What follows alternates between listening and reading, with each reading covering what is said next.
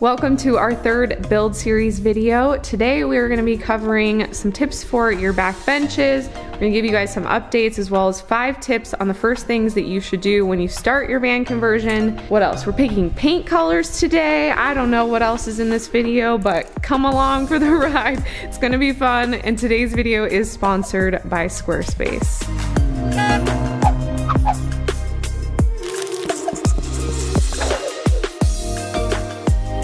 Welcome to our van.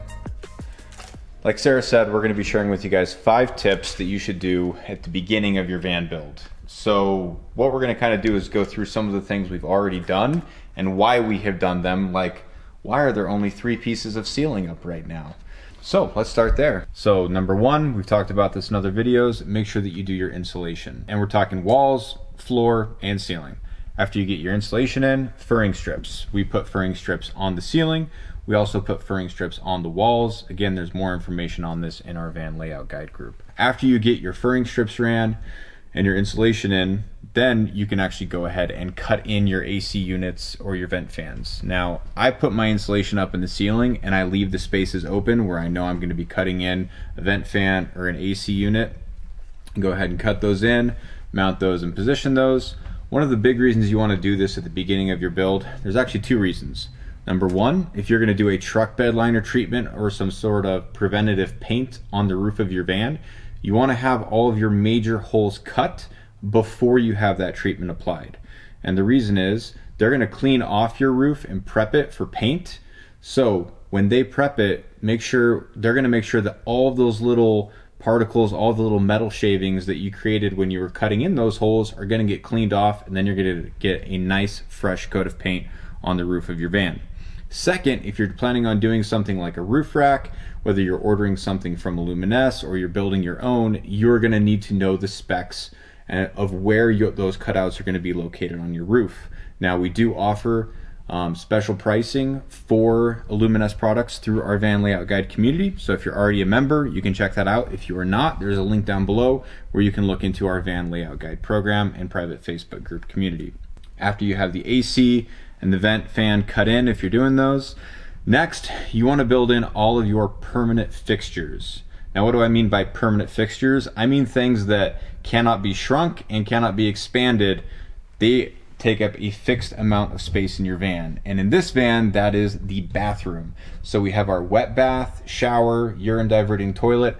I know that this takes up a fixed amount of space. I want this in before I put my flooring. So I go ahead, I build this in.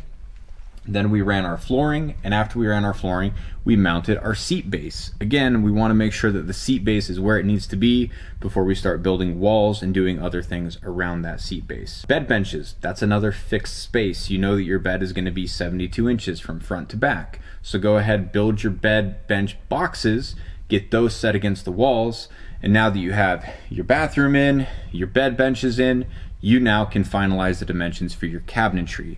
Specifically your kitchen cabinet, if you're doing a closet, if you're doing a bed, if you're doing a dresser next to your bed, then you can finalize all those dimensions and get those built without necessarily putting them in your van right away. After you get all of those things set, what we love to do is to do our rough electrical wiring in conjunction with putting up 3 pieces of the ceiling. Now, we only do 3 pieces of the ceiling because we are going to have upper cabinets on both sides of this van. So having 3 pieces up still gives us space to mount our upper cabinets and then run ceiling to those upper cabinets. Some people do run their ceiling all the way to the edge of the van and then put their upper cabinet there, and you can see the ceiling inside the upper cabinet. We prefer to have a finished upper cabinet and not run ceiling all the way to the end. So we put up the upper and then run the ceiling to the upper cabinet, finish it out with the face frame. Another thing that having these 3 pieces of ceiling does is it allows you to run wiring across the van and not have them just hanging down in your face when you're building in the van, which is really, really annoying. So you can see I have some dangling here, but I'm also installing the lights already, which means I could bring in one of my batteries, connect it to the lights with a switch, and I could start having light in my van right away, which would be nice because it's pretty dark in here. So those are our 5 tips for things that you should do in the beginning of your van build that we have already done with this van. One thing to think about when you start running your ceiling is actually not to run the middle piece first. Now, you can run the middle piece first, But if you have a thing like a vent fan or an AC unit that's coming down, you're not going to be able to run it as a full piece. Now if you have a vent fan and that's all that you have, you could probably run your middle piece and then cut out the sections where you need your vent fan exposed. But where we have this AC unit that's hanging low, I can't run a straight piece over that. So in order to have a straight ceiling, the piece that I started with is actually the piece next to it, which I had to cut a few notches out of, to notch around the AC unit, to notch around the vent fan. Then I put that piece up, then I put up the 3 sections of my middle piece, which also has my lights in it. And now I'm working on the piece that's going to be on the driver's side next to the center. So when I'm done, I'll have 3 pieces up, and my ceiling is going to feel a whole lot more finished than it did when I started the day. Now if you're working with shiplap, this can kind of be like a mind game, trying to figure out which end is which end of the piece. But that's why when it comes to doing ceiling, especially when you're working with a 16-foot piece of shiplap like this that you do not want to waste, really take your time, think it all through, cut maybe less than you think that you need to cut again, especially if this is your first build, because what you don't want to do is cut something and then you end up that you cut it an inch too short. Now you've got to find the whole thing or go to the store and buy more if you don't just have materials sitting around in a shop like we do. So, hope that helps.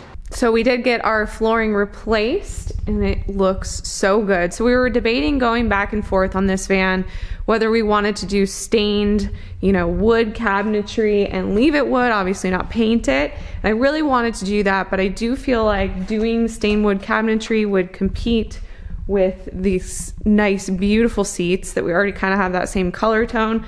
So instead we decided to do a warm floor instead of the gray floor, and then we're going to paint our cabinets. So I'm going to show you guys some samples today.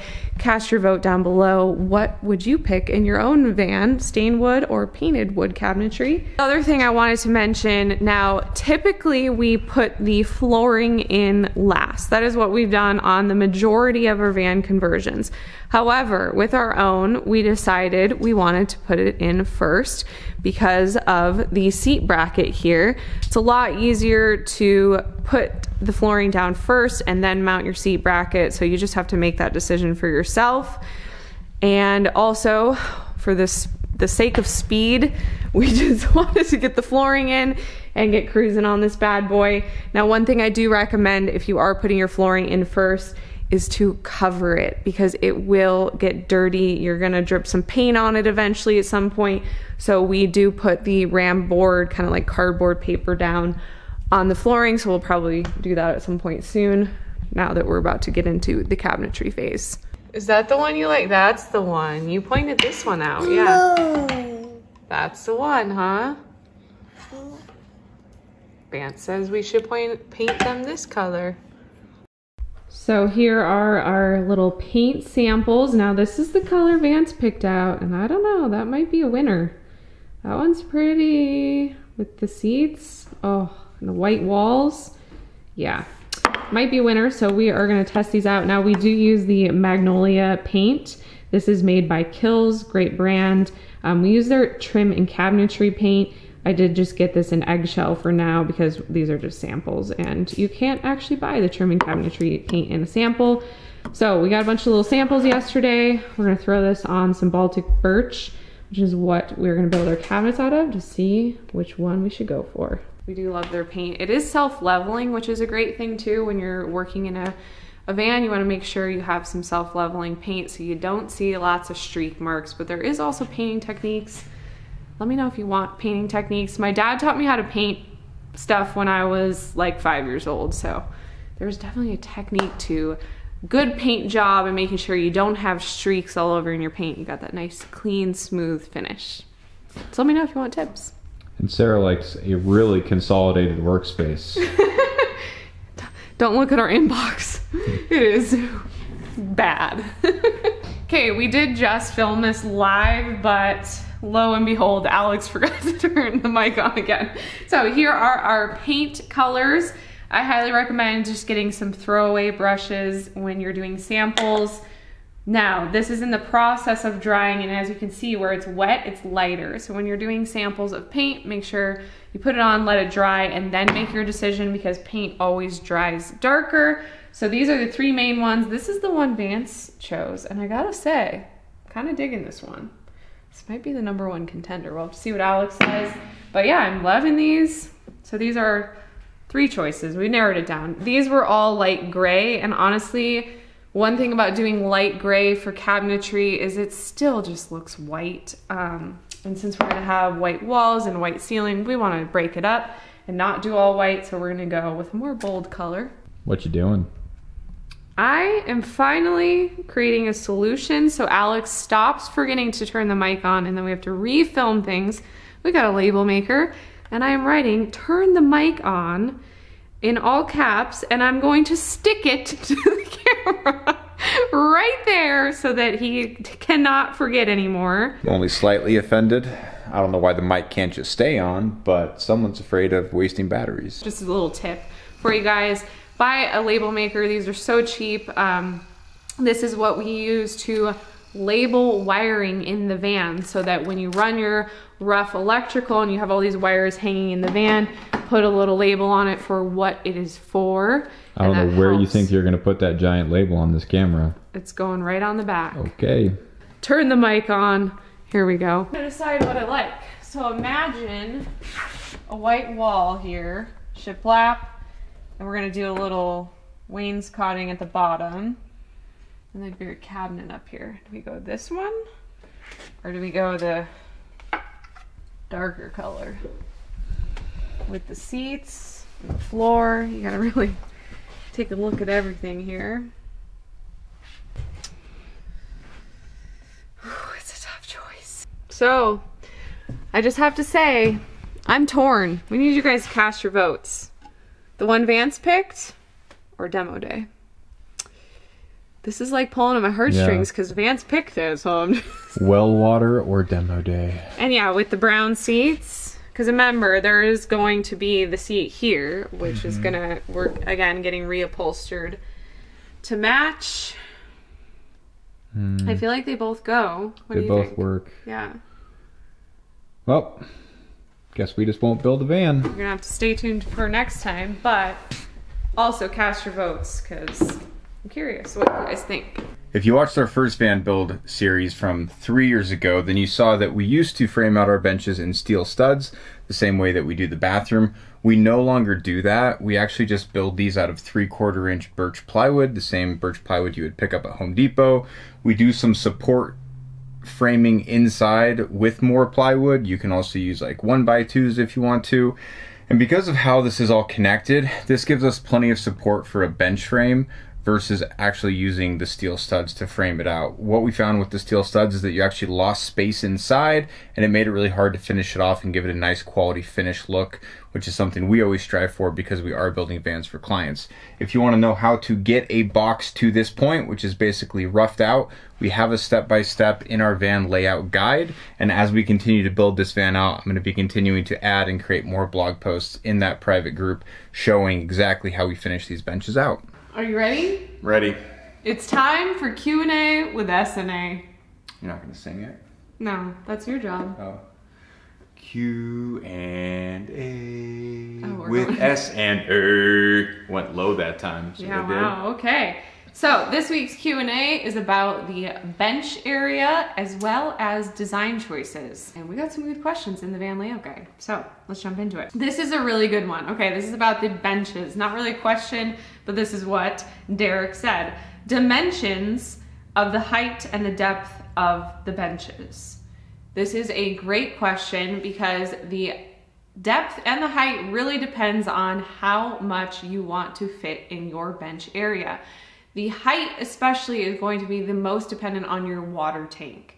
We typically use a 33-gallon freshwater tank in the driver's side back bench area, and because we're using that large of a tank, our benches over time have gotten a little bit taller to accommodate that bigger tank because we used to only use 23 gallons and we just found that clients want the extra water storage, so we bumped that up to 33 gallons. So we did increase the height by I think only like an inch. So right now the box itself is 18.5 inches. By the time you then put a 3/4 inch top on top of that, you're at 19.25.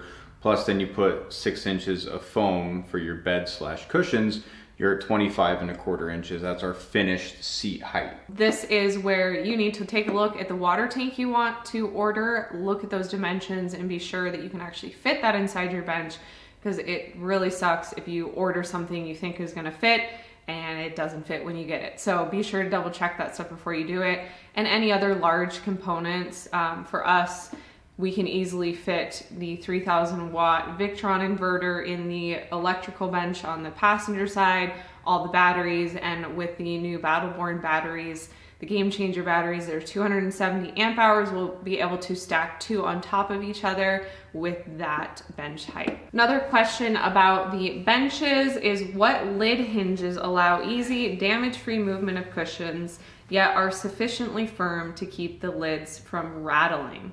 Are you aware of a hinge-free solution? Yeah, you could just put the top on there and pull the top off every time without a hinge if you wanted, but that's going to be way more work. You could use Velcro and yes, just pull the top off when you need to, but then think you have to put the top somewhere else if you're not going to use a hinge. That is why we like using a hinge, so that you can just hinge it up, have it propped open, work in your compartment, whatever you're doing in there, checking on your electrical, you know, checking on your plumbing, whatever it may be.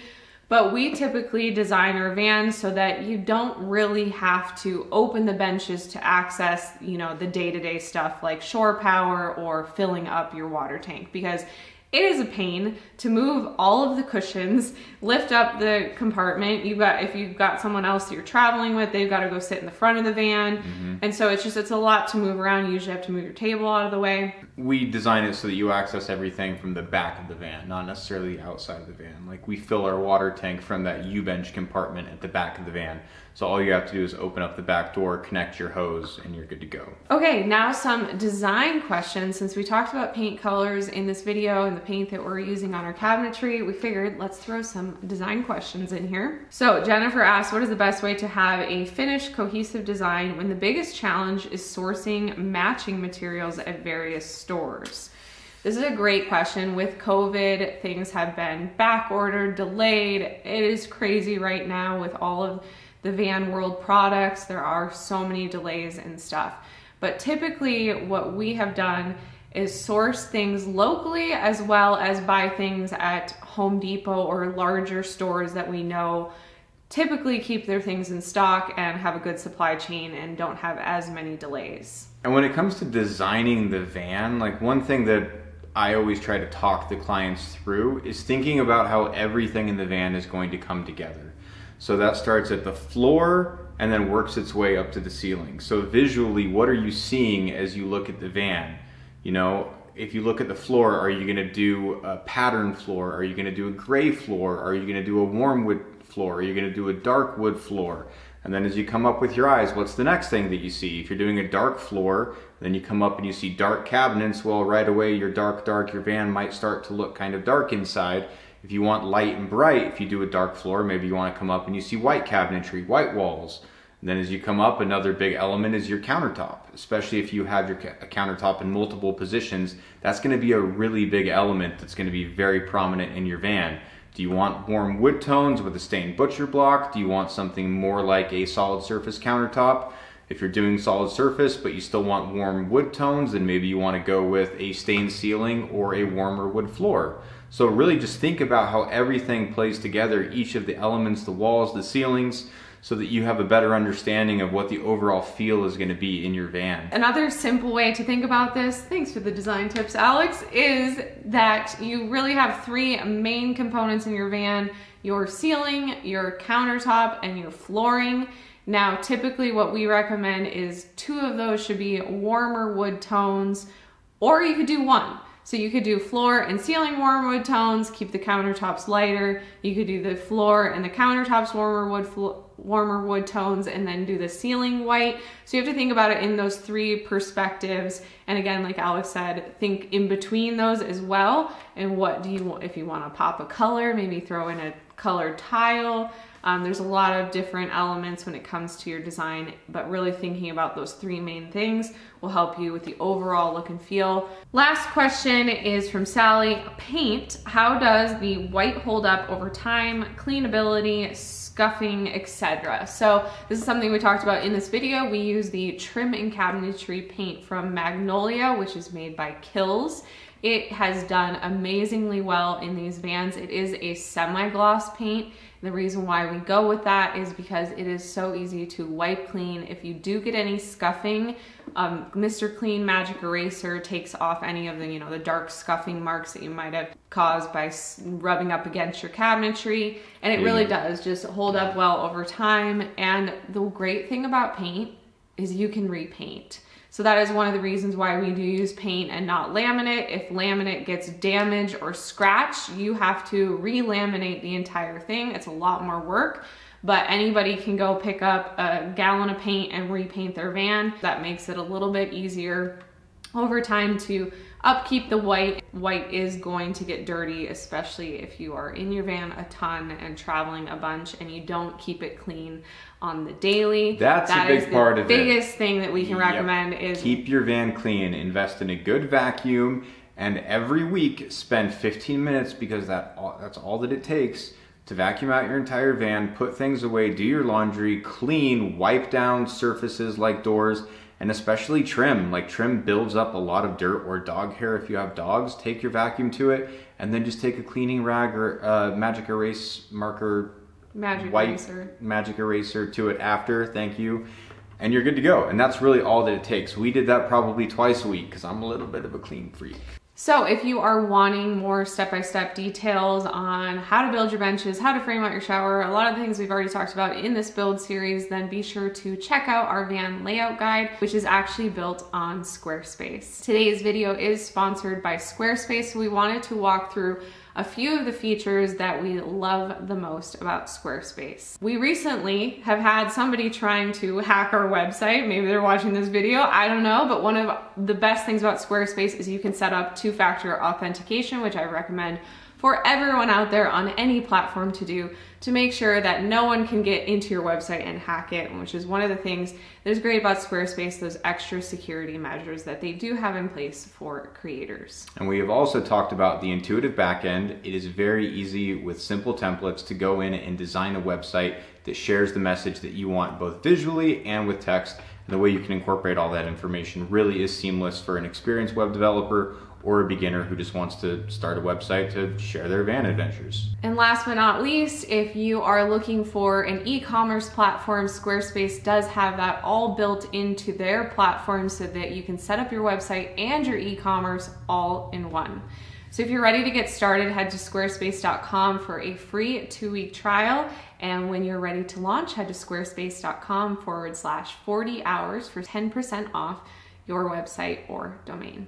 Thanks to Squarespace for sponsoring these. It does help us carve out the time in our schedule to create these videos for you guys. And as you know, we have been using Squarespace for like 7 years and just love them. So we really do hope you guys check it out. If you are looking to start your own website, your own van conversion business, your own product online, whatever it is, Squarespace really is such a great platform to work on. All right, so thank you guys for watching this week's video. Hope that you found it informative. If you have questions or comments, please drop them down below, and maybe we'll even answer some of those questions you guys have about design in our next video. And hopefully in our next video, we will have an update on something we have been working very hard on for the last 3 months, which is finding a bigger facility, because this one is too small now. It's been a really stressful process. Yeah, Boise's a hot market. Did y'all know? Don't move to Boise. Yeah. Ain't nothing going on here. If you're trying to come here to start a business, go somewhere else. Because there's no commercial space here. It is ridiculous. Yeah, but so we'll give you guys a little behind the scenes about that once something fingers is officially crossed. finalized. I'm gonna knock on wood over here. Yes. And yes, we are very excited, hopefully. All right. October 1st. That's it. So, thank you guys for watching. If you haven't subscribed already, please do down below. Also, let Sarah know how awesome she is in the comments, because she is the one who edits all of these videos. I don't do anything for him. It's true, he doesn't. So, I'm just gonna go spin away now. You just pushed yourself. That didn't work. Well, see you later.